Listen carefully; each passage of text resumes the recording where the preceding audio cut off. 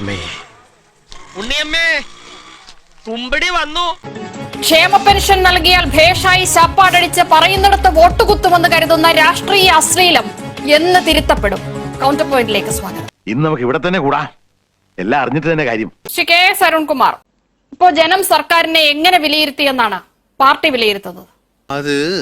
ഉത്തരം പറ. ഇവിടെ നമുക്കറിയാം 2010 പഞ്ചായത്ത് തെരഞ്ഞെടുപ്പിന്റെ സമയത്ത് ഞങ്ങൾ ഭരണപക്ഷത്തായിരുന്നു. അന്ന് ആ ഭരണപക്ഷത്തിരിക്കുമ്പോൾ ഞങ്ങൾക്ക് ഏറ്റവും വലിയ ഒരു തിരിച്ചടിയാണ് അന്നുണ്ടായത്. ഇപ്പോഴുള്ള സാഹചര്യത്തെക്കാൾ സീറ്റ് കുറവായിരുന്നു മുനിസിപ്പാലിറ്റിയിലും ബ്ലോക്ക് പഞ്ചായത്തിലും ഗ്രാമപഞ്ചായത്തിലും ജില്ലാ പഞ്ചായത്തിലും എല്ലാം. പിന്നീട് 2015 ഞങ്ങൾ പ്രതിപക്ഷത്തിരിക്കുമ്പോഴായിരുന്നു പഞ്ചായത്ത് തെരഞ്ഞെടുപ്പ്. എന്നിട്ട് അവിടെ വളരെ മെച്ചപ്പെട്ട വിജയം നേടാൻ ഞങ്ങൾക്ക് കഴിഞ്ഞു. പിന്നീട് ഭരണ തുടർച്ചയുടെ ഭാഗത്തേക്ക് പോകുന്നതിന് മുമ്പ് ഞങ്ങൾ ഭരണത്തിൽ ഇരിക്കുമ്പോൾ തന്നെ 2020 പഞ്ചായത്ത് തെരഞ്ഞെടുപ്പ് വന്നു. അതിലും ഞങ്ങൾക്ക് ഭരണത്തിന്റെ ഭാഗമായിട്ട് ഇരിക്കുമ്പോഴും ആദ്യമായിട്ട് വൻ മുന്നേറ്റം ഉണ്ടാക്കാൻ കഴിഞ്ഞു. ഒരു മാറ്റവും ഇല്ലല്ലോ. ആ ഒരു മുന്നേറ്റം തുടർച്ചയിൽ കൊണ്ടുപോകാൻ ആവർത്തിക്കാൻ ഈ തെരഞ്ഞെടുപ്പിൽ ഞങ്ങൾക്ക് കഴിഞ്ഞില്ല. പക്ഷേ 2010 ഭരണത്തിന്റെ ഭാഗമായിട്ട് ഇരിക്കുന്ന തെരഞ്ഞെടുപ്പിൽ ഞങ്ങൾക്ക് കിട്ടിയ സീറ്റിനേക്കാൾ കൂടുതൽ മുനിസിപ്പാലിറ്റിയിലും ബ്ലോക്ക് പഞ്ചായത്തിലും ഗ്രാമപഞ്ചായത്തിലും എല്ലാം ഞങ്ങൾക്ക് സീറ്റ് കിട്ടിയിട്ടുണ്ട്. അതിനൊന്നും ഇല്ലേ? 7 ജില്ലാ പഞ്ചായത്തിലും ഞങ്ങൾക്ക് ആധികാരികമായിട്ടുള്ള വിജയം നേടാൻ കഴിഞ്ഞിട്ടുണ്ട്. പക്ഷെ ഇത് ഞങ്ങൾ ഇത്തരത്തിലുള്ള ഒരു വിജയമല്ല ഞങ്ങൾ പ്രതീക്ഷിച്ചത്. ഇതിൽ മെച്ചപ്പെട്ട വിജയം ഞങ്ങൾ പ്രതീക്ഷിച്ചിരുന്നു. ആണോ? ഭയങ്കര.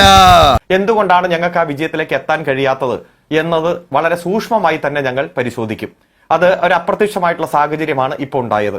ആ കുറവുകൾ ഞങ്ങൾ കണ്ടെത്തും. ഭയങ്കരം തന്നെ. അവ കണ്ടെത്തി പരിഹരിക്കാൻ പാകത്തിലുള്ള സംവിധാനം കൃത്യമായിട്ട് തന്നെ വരും ദിവസങ്ങളിൽ തന്നെ ഒരുക്കും. ഗവൺമെന്റിന്റെ വികസന നേട്ടങ്ങൾ, സമാനതകളില്ലാത്ത വികസനം നടത്താൻ ഞങ്ങൾക്ക് കഴിഞ്ഞിട്ടുണ്ട്. പ്രകടന പത്രികയിൽ ഒന്നാം പിണറായി സർക്കാർ പറഞ്ഞ 600 കാര്യങ്ങളിൽ 580 പൂർത്തീകരിച്ച് 5 പ്രോഗ്രസ് റിപ്പോർട്ട് ഞങ്ങൾ ജനങ്ങൾക്ക് കൊടുത്തതാണ്.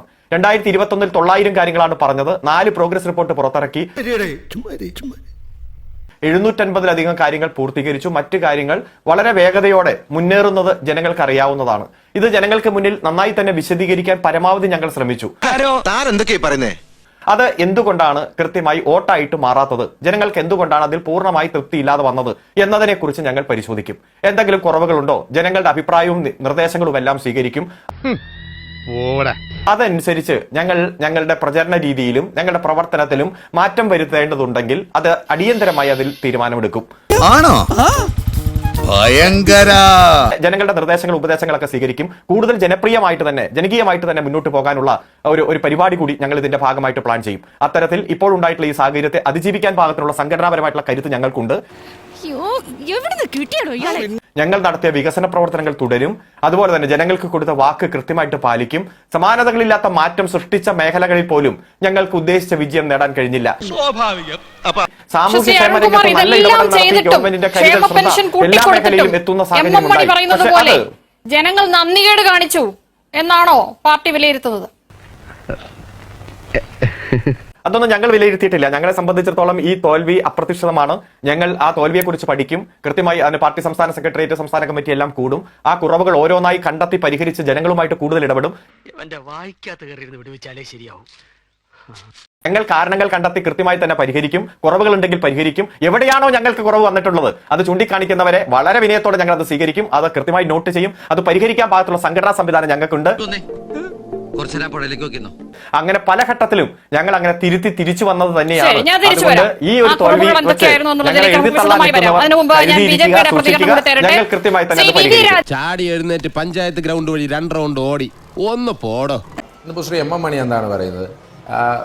എന്തോ ഒരു സഹായമൊക്കെ ഇവരുടെ എന്തോ ഭിക്ഷയായിട്ട് കിട്ടിയ സഹായമൊക്കെ മേടിച്ച് അത് ശാപ്പിട്ട് ഇവർക്ക് വോട്ട് ചെയ്തില്ല എന്നുള്ള രീതിയിലൊക്കെയാണ് എം എം മണി എന്ന കമ്മ്യൂണിസ്റ്റ് നേതാവ് പറയുന്നത്. എവിടെ പോണു? വെള്ളം കുടിക്കും. ഇതൊക്കെ ഒരു മാടമ്പി സ്വഭാവമാണ്. ഇത് എം എം മണി മൂന്നാറിൽ കൈയേറിയ എസ്റ്റേറ്റിൽ നിന്ന് വിറ്റ് കിട്ടിയ സ്വത്തിൽ നിന്നുണ്ടാക്കിയ കാശൊന്നുമല്ല ഇവിടെ പെൻഷനായിട്ട് കൊടുക്കുന്നത്. ഇവിടെ പെൻഷൻ കൊടുക്കുന്നത് ഈ നാട്ടിലെ സാധാരണക്കാര് നികുതിയായി പലതവണയായി സർക്കാരിന് കൊടുക്കുന്ന പണം അത് പല സ്കീമുകളായി തിരിച്ചു വരുന്നതാണ്. അതിനൊന്നും ഇവരുടെ കുടുംബസ്വത്തിന്റെ യാതൊരു വിധത്തിലുള്ള പങ്കും പറ്റാൻ ഇവിടെ ആരും വരുന്നില്ല. അപ്പൊ അങ്ങനെ എന്തെങ്കിലുമൊക്കെ ധാരണ CPM-കാരനുണ്ടെങ്കിൽ അത് കൈവച്ചാൽ മതി. ഇനി 2, ഈ അങ്ങനെയുള്ള ധാരണയും ധാർഷ്ട്യവും കൂടിയാണ് ഈ തെരഞ്ഞെടുപ്പിൽ UDF-നെ വിജയിപ്പിച്ചത് എന്നുള്ളത് കൂടി ഓർമ്മിപ്പിക്കാൻ ഞങ്ങൾ ആഗ്രഹിക്കുക. 100% ഞാൻ യോജിക്കുന്നു. കേരളത്തിലെ CPM-ന്റെ അവശേഷിക്കുന്ന പ്രവർത്തകരെങ്കിലും മനസ്സിലാക്കി ഇമാതിരി തോന്നിവാസത്തിന്റെ ഗുണ്ടായസത്തിന്റെ അവസാന ഫലമെന്ന് പറയുന്നത് ഇറങ്ങിയാൽ തീരാത്ത ഒരു വലിയ കുഴിയിലേക്കാണ് ഈ CPM പോകുന്നത്. നിങ്ങൾ മനസ്സിലാക്കിയോ? നിർത്തി അങ്ങ് അവമാനിക്കുവാണെന്നേ.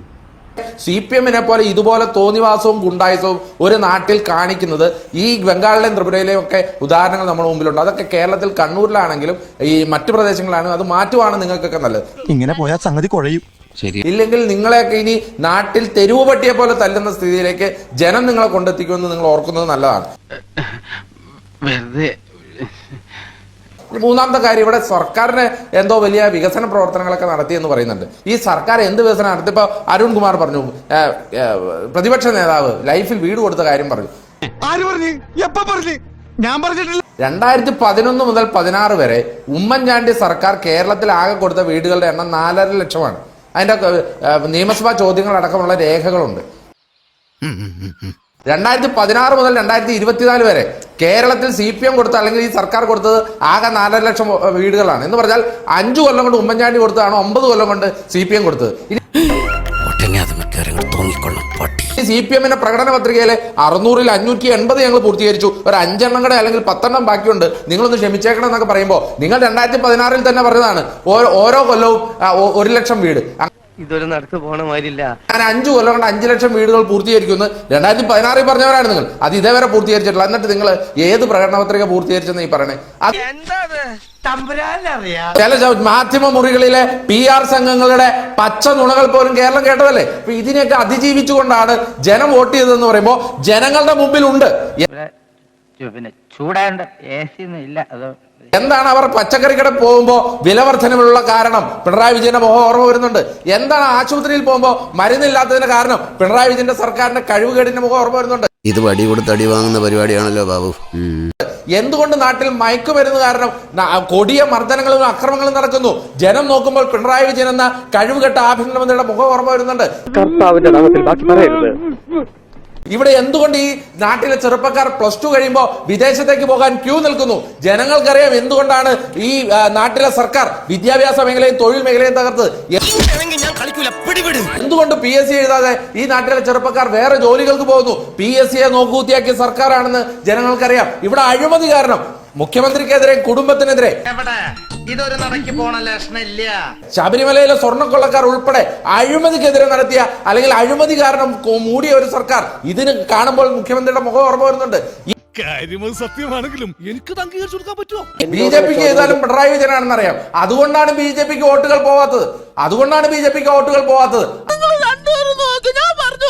അതുകൊണ്ട് തന്നെ PM ശ്രീ പദ്ധതിയും ലേബർ കോഡും ഉൾപ്പെടെയുള്ള കാര്യങ്ങളിൽ ഈ കേരളത്തിലെ ജനങ്ങൾ പൂർണ്ണ ബോധ്യവാന്മാരാണ്. അതുകൊണ്ടാണ് കിട്ടിയ മുതലും പലിശ ചേർത്ത് കിട്ടി. ആരും കണ്ടില്ല. വാ, തൽക്കാലം ഇത്രയും മതി. വരട്ടെ.